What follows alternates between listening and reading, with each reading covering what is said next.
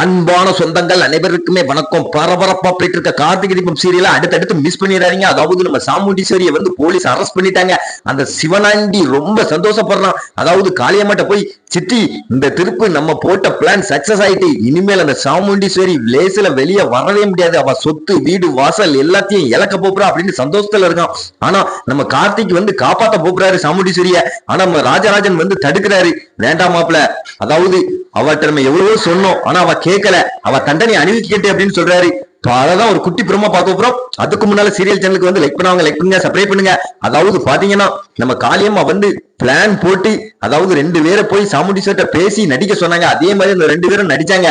அதாவது அவங்க பேச்ச கேட்டு நம்ம சாமுண்டீஸ்வரி வந்து ஊர் மக்கள் எல்லாத்தையுமே அந்த 2 பேர்ட்ட நகையை அடமான வைக்க சொன்னாங்க. அதே மாதிரி ஊர்க்காரங்க எல்லாம் நகையெல்லாம் அடமான வச்சாங்க. கடைசி அவங்க வந்து அந்த நகையை கொண்டுட்டு ஓடி போயிட்டாங்க.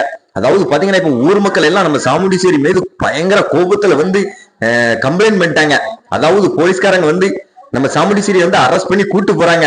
அதுக்கடுத்து பாத்தீங்கன்னா நம்ம சாமுண்டீஸ்வரி வந்து நான் எப்படியாவது நான் பண்ண தப்புக்கு என் வீடு சொத்து எல்லாத்தையும் நான் வித்து நான் ஊர் மக்களுக்கு நகை வாங்கி கொடுத்துருந்தேன் அப்படின்னு சொல்றாங்க.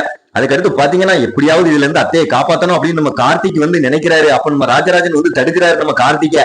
நீங்க எவ்வளவோ ஆரம்பத்துல சொன்னீங்க மாப்பிள்ள, அதாவது அத்தை இதுல நீங்க அவசரப்படா, எனக்கு என்னமோ அவங்க 2 பேரை பார்த்து சந்தேகமா இருக்கு அப்படின்னு சொன்னீங்க.